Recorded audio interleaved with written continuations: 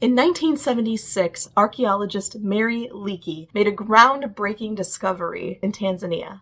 A single footprint that was once formed in damp volcanic ash. She set to work uncovering what else might be buried there, and dug up not just one length of human footprint, but a pair of them, and 54 in total. 2 long-ago companions had walked a spell, turned to look behind them, and then continued. No one knows who they were, but the Laodi footprints, as they're known, gave us an intriguing, elusive glimpse into this moment of history from long, long ago. Now, Mary Leakey and her team spent 3 years studying, measuring, analyzing, photographing, and taking casts of these footprints. And once finished, they buried them again to protect them from damage. But unfortunately, the dirt that they used to cover up the footprints was riddled with acacia tree seeds. Some sprouted, and their roots twined down into the earth, and it wreaked havoc with the footprints. Then in 1995, the site was re-excavated, the tree roots were unraveled and plucked out, and then they argued about what to do now. Should they carve up these massive slabs, store them, ship them to a warehouse? Should they build a museum over the footprints, like a private vault? Well, all of these ideas were too difficult to maintain and too expensive. So they buried them again, under a layer of fine sand, sieved, of course, to make sure there were no seeds, then a thick coating of porous plastic so rainwater could go through but nothing else could germinate, more sand, root-defying textiles, more sand, more tiles. They crowned it with soil and lava boulders. And they still lay there, buried to this day. Funny that those 2 people who walked all that long ago would never imagine that there would be this much fuss over their muddy footprints. And a little funnier still, that the only way we could figure out how to keep something was to bury it. How many times in history, and personally, have we uncovered the Sabbath only to find it too fragile a thing to preserve, and then buried it again? We spent all this time, months, learning how to excavate this gift of Sabbath, to measure the depth and shape and length of its imprint. But how long might it take before erosion sets in? And then for us to spread layers and layers over it. We might do that at first to protect it, but in essence, we'll conceal it, and then over time, forget it.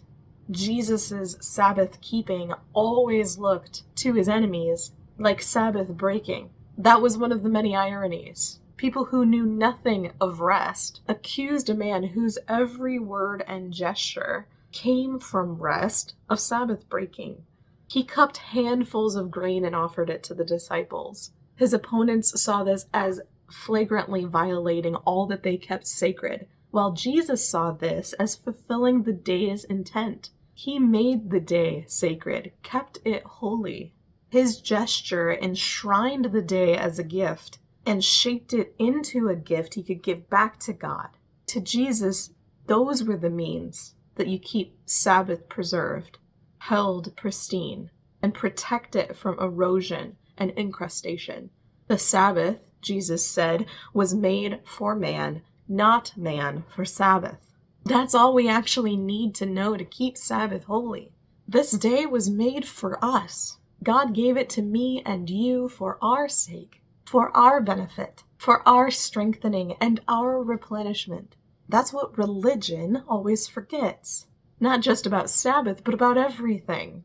What is meant to serve the people ends up demanding a tribute from them. What's meant to restore us is turned into a drudgery. What's meant to be a gift feels like a punishment. We spend too much energy trying to figure out how to keep things from eroding and too much time fussing over it. So we bury it. We bury it deep and we forget about it. And now we're all tired. Now we dream of the day when our work is done, when we can finally wash off the dust. But that day never comes. That day doesn't exist. It's a myth. So instead, we dream of evacuating our lives, taking leave of our duties for a month, for 3 months, for a year or more. But what about Sabbath? Sabbath was made for man. God prepared it long ago, inscribed it into the very order of creation, a day where all the other days lose their grip. It's a day that God designed to fuss over us, not us to fuss over it. It protects us, pays tribute to us, coddles us.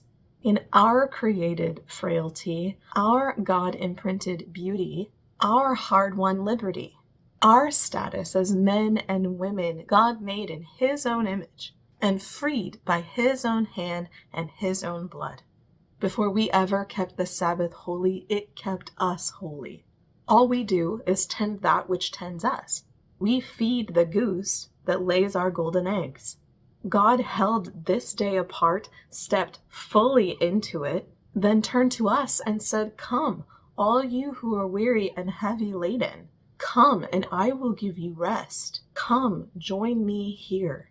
He makes the footprints, and we just follow alongside. That is the rest of God. And that is the end to this series on Sabbath. I hope if when you feel yourself starting to bury what you've learned, you come back to these videos and remember that you need to uncover Sabbath, embrace it, and live it. I pray you find God's rest in every week you live and in every moment you come into His presence. I hope you stay safe, stay blessed, and we'll see you on the next one.